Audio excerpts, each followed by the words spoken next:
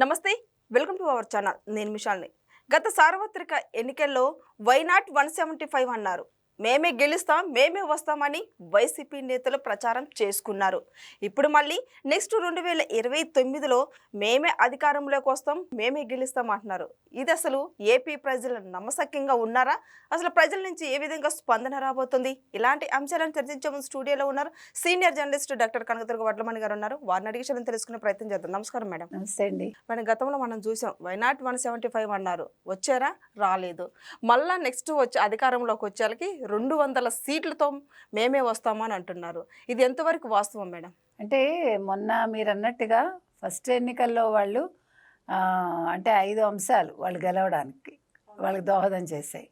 1 బాబయ్య హత్య, 2 నారాసుర రక్త చరిత్ర, 3 షర్మిల పాదయాత్ర, 4 సునీత, 5 తల్లి విజయమ్మ ఒక్క ఛాన్సు. ఇలాగా ఈ 5 అంశాలతో ఆయన వచ్చాడు. అయితే 2024కి వచ్చేసరికి ఆయన ఓడిపోవటం జరిగింది. వై నాట్ 175 అని 11 సీట్లకు పడిపోయారు. అయితే మళ్ళీ లాస్ట్కి వచ్చేసి మీకు గుర్తుంటే కనుక అయితే ఎలక్షన్ కొద్దిగా ముందు 151 కంటే కొంచెం ఎక్కువే వస్తాయి అన్నారు. మళ్ళీ 175 నుంచి దిగారు. అయితే ఇప్పుడు నిన్న సజ్జల ఈయనది నిన్న బర్త్డే అయింది కదా జగన్మోహన్ రెడ్డిది. ఆ సందర్భంగా ఆయన తాడేపల్లి కార్యాలయంలో బర్త్డే వేడుకలు చేసుకునే సందర్భంలో మాట్లాడాడు. ఆయన మాట్లాడి అంటే మొత్తం అందరికంటే కూడా మీరు తల ఎగరేసి చెప్పుకోగలిగే నాయకుడు ఎవరన్నా ఉన్నారంటే రాజకీయ నాయకుడు అది జగన్మోహన్ రెడ్డి అని చెప్తూ, మనం ఇప్పుడు వచ్చే ఎన్నికల్లో డీలిమిటేషన్ కనుక జరిగితే అంటే నియోజకవర్గాల పెంపు కనుక జరిగితే 225కి 200 వస్తాయి మనకి అన్నారు. అంటే అప్పుడు 175కి 151, ఇప్పుడు 225కి 200 వస్తాయి అని అన్నారు. అంటే 200 వస్తాయి అని మళ్ళా ఏమన్నాడు, ఒకవేళ డీలిమిటేషన్ లేకపోతే 175కి మనం 151 కంటే కొంచెం ఎక్కువే వస్తాయి అని. ఎందుకు వై నాట్ 175 అని అనట్లేదు వీళ్ళు? అనాలి కదా. ఇప్పుడు నిజంగా జగన్మోహన్ రెడ్డి అన్ని పథకాలు ఇచ్చేసి అన్నీ ఆయనే చేసేసాడు అభివృద్ధి అనుకుందాం. ఇప్పుడు నేను ఏమంటున్నాడు ఆయన, యాక్చువల్గా జగన్మోహన్ రెడ్డి పరిపాలనలో రాష్ట్రం 15-20 సంవత్సరాలు ముందుకెళ్ళిపోయిందిట అభివృద్ధిలో.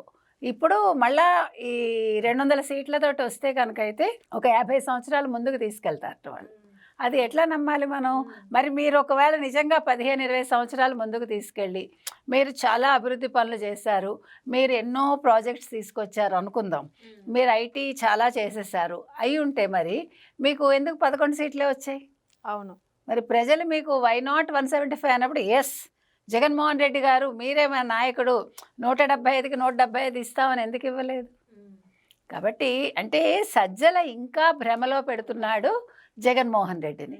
ఇక్కడ చూసారా మీరు, ఇక్కడ కల్వకుంట్ల చంద్రశేఖరరావు బయటకు వచ్చి చంద్రబాబు చంద్రబాబు చంద్రబాబు జపం చేస్తాడు. మన జగన్మోహన్ రెడ్డి కూడా చంద్రబాబు చంద్రబాబు చంద్రబాబు, లేదంటే లోకేష్ లోకేష్ లోకేష్, లేకపోతే పవన్ కళ్యాణ్ పవన్ కళ్యాణ్ పవన్ కళ్యాణ్.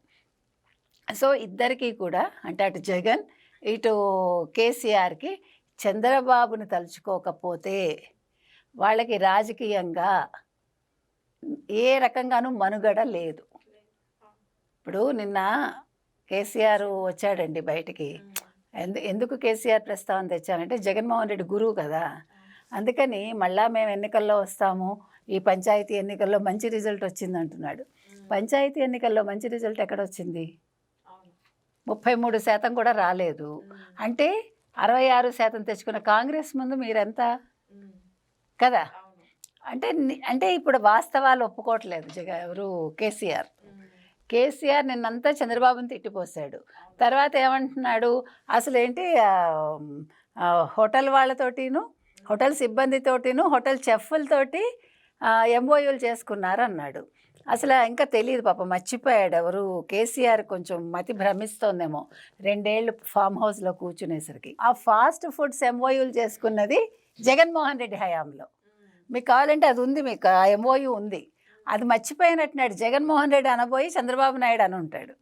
అది మీకు చెప్తున్నా, ఎందుకంటే అది ఉంది మీకు ఆల్రెడీ తెలుసు. గుడ్డు అమర్నాథ్ అనేవాడు అసెంబ్లీ సాక్షిగా పచ్చళ్ళ ఎంఓయూలు, తర్వాత అల్లం వెల్లుల్లి పేస్ట్ ఎంఓయూలు, స్వీట్ల ఎంఓయూలు, ఇవన్నీ బొబ్బట్లు ఇవన్నీ చెప్పాడు కదా. ఇది మర్చిపోయాడు కేసీఆర్. మర్చిపోయి చంద్రబాబు నాయుడుని అంటున్నాడు. అంటే నేను ఎందుకు చెప్తున్నానంటే ఇద్దరూ కూడా గెలుస్తాము అనే భ్రమలో బయటకు వస్తున్నారు.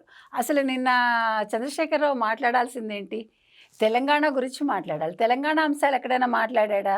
జగన్మోహన్ రెడ్డి పీపీపీ మోడల్లో మెడికల్ కాలేజెస్, కేంద్రం ఆల్రెడీ దాని మీద వివరణ ఇచ్చాక కూడా, నిర్మలా సీతారామన్ అది కాదు అని చెప్పాక కూడా, 1 కోటి సంతకాల సేకరణ అని, కోటి ఎంత 4,11,136 ఎంతో సంతకాలు సేకరించామని గవర్నర్కి అప్పచెప్పారు. అంటే నేను ఎందుకు చెప్తున్నానంటే ఇద్దరికీ కూడా ఒక దిశ లేదు.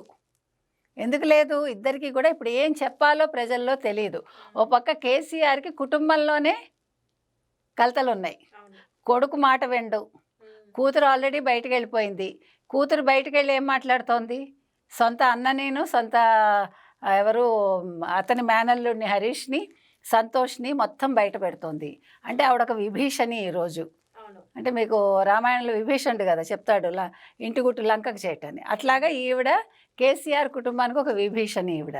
ఇక్కడ సజ్జలు అనేవాడే పెద్ద విభీషణుడు. ఎవరు? మన జగన్మోహన్ రెడ్డికి. సజ్జలు ఉన్నంతకాలం జగన్మోహన్ రెడ్డి గెలవడు. నేను రాసిస్తా మీకు. జగన్మోహన్ రెడ్డి తన వ్యూహం మార్చుకోకపోతే, సలహాదారుని మార్చుకోకపోతే ఇలా అంకెలకే పరిమితం అవుతారు వాళ్ళు. వై నాట్ 200, వై నాట్ 151 అనుకుంటూ అట్లా చెప్పుకుంటూ ఇంకా ఇంకో 10 ఏళ్ళు గడిపేయచ్చు. మేడం, నిన్న జగన్మోహన్ రెడ్డి గారు పుట్టినరోజు అయితే, పుట్టినరోజు సందర్భంలో ఫ్లెక్సీల మీద ఇప్పుడు కేసీఆర్ ఫోటో ఉంది. ఇప్పుడు అది సోషల్ మీడియాలో అంతా కలకాలం రేపుతుంది. ఎందుకు వాళ్ళ ఫోటోలు వేసారంటే ఏం చెప్తారు మేడం?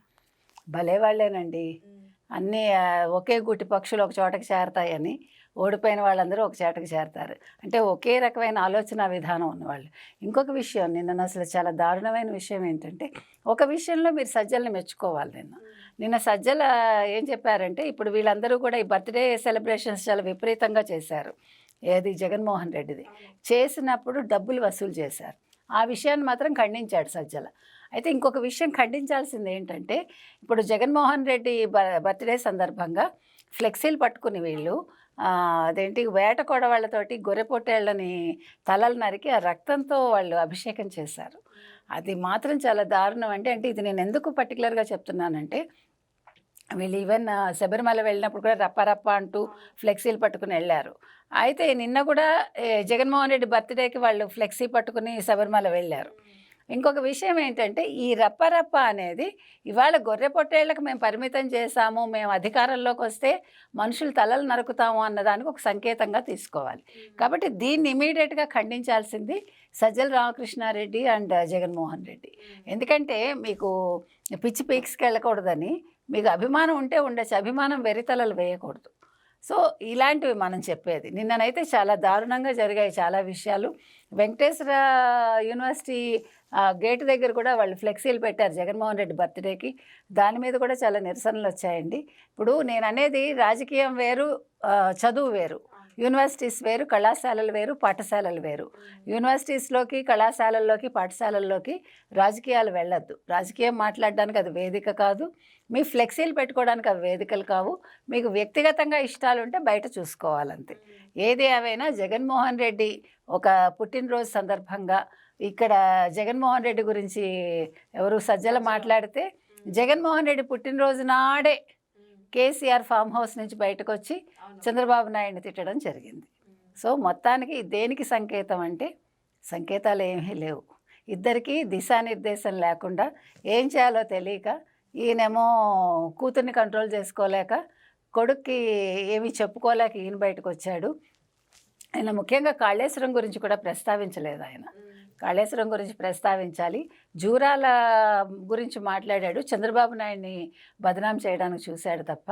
అంటే కేసీఆర్ అనేవాడు ఒక 40 ఏళ్ళుగా చంద్రబాబు నాయుడు మీదే పడి బతుకుతున్నాడు అనేదానికి నిన్న కూడా నిదర్శనం అండి. చంద్రబాబు తర్వాత రేవంత్ రెడ్డి గురించి తొక్కలో సిటీ అన్నాడు, 4th సిటీని. అంటే ఒక విజన్ ఏ రకంగా ఉంది రేవంత్ రెడ్డికి, మరి నీ విజన్ ఏంటో చెప్పుకోలేని స్థితిలో నువ్వున్నావు, తన విజన్ ఏంటో చెప్పుకోలేని స్థితిలో జగన్మోహన్ రెడ్డి ఉన్నాడని ఇద్దరికీ మనం చెప్తున్నామండి. ఏది ఏమైనా జగన్మోహన్ రెడ్డి పుట్టినరోజు అనేది చాలా వివాదాలకైతే కారణమైంది. Okay, thank you madam. Thank you.